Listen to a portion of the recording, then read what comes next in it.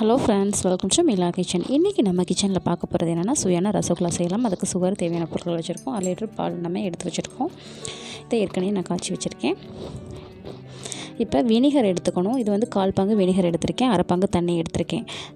1/2 பங்கு தண்ணினா 1/4 பங்கு வினிகர் எடுத்து கலந்துக்கோங்க. வினிகரை அப்படியே சேர்க்கக்கூடாது. லெமன் சாறு கூட நீங்கள் வினிகர் இல்லை அப்படின்னா நீங்கள் லெமன் சாறு கூட சேர்த்துக்கலாம். இப்போ நான் வந்து திரும்பவும் அந்த பால் வந்து நல்லா கெட்டியாக காய்ச்சின பாலை திரும்ப கொதிக்க வைக்கிறேன். இப்போ வந்துட்டு வினிகர் நம்ம சேர்க்க போகிறோம். வினிகரை வந்து கொஞ்சம் கொஞ்சமாக தான் சேர்க்கணும். ஒரே மொத்தமாக நீங்கள் சேர்த்துட்டிங்கன்னா நல்லா இருக்காது. அப்பப்போ கொஞ்சம் கொஞ்சமாக சேர்த்து கிளறி விடுங்க. அப்போ தான் பால் நமக்கு நல்லா தெரிஞ்சிட்டு வரும். இப்போ கொஞ்சம் நம்ம சேர்க்கணும். இப்படியே நம்ம கொஞ்சம் கொஞ்சமாக தான் சேர்த்துட்டு ஒரு 4-5 தடவைக்கு வர மாதிரி இப்படி சேர்த்துக்கோங்க. சேர்த்துட்டு வரும்போது நமக்கு பால் கொஞ்சம் கொஞ்சமாக நமக்கு தெரிஞ்சிட்டு வரும். அதை நம்ம செய்யும்போது ரொம்ப ரொம்ப சூப்பராகவும் இருக்கும். நீங்கள் வந்துட்டு ஒட்டுமொத்தமாக எப்போயுமே வினிகர் கலந்ததை சேர்க்கக்கூடாது. லெமன் கலந்தீங்கனாலும் அப்படி தான். இந்த மெத்தடில் தான் நீங்கள் தண்ணி சேர்த்து தான் கலக்கணும். அதுக்கே நீங்கள் தெரிஞ்சுக்கிறோம்.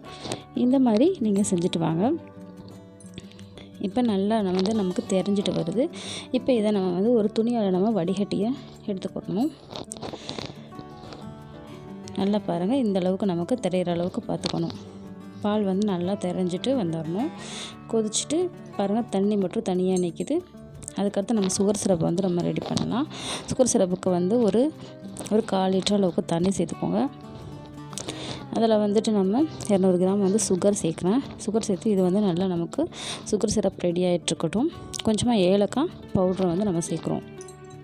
இதை இந்த மாதிரி வெள்ளை துணியால் நம்ம வடிகட்டி எடுக்கணும். நல்லா வந்து பிழிஞ்சு எடுக்கணும். அதுக்கு முன்னாடி நம்ம தண்ணி சேர்க்கணும். தண்ணியை சேர்த்துட்டு இந்த லெமனோட ஃப்ளேவர் வந்து போகிறதுக்காக வினிகர் சேர்த்திங்கன்னா வினிகரோட ஃப்ளேவர் லெமனோட ஃப்ளேவர் போகிறதுக்காக தான் இந்த தண்ணி சேர்த்துட்டு நல்லா அலசி விட்டுட்டு நல்லா இதை பிழிஞ்சு எடுத்துக்கணும். பிழிஞ்சு எடுத்தாச்சு. நம்ம ஒரு சொட்டு தண்ணி இல்லாமல் எடுத்துகிட்டு நல்லா வந்து இந்த சாஃப்டாக நம்ம சப்பாத்தி மாவு பிணைவோம் இல்லையா, அந்த மாதிரி நல்லா சாஃப்டாக நல்லா பிணைஞ்சு எடுத்துக்கோங்க.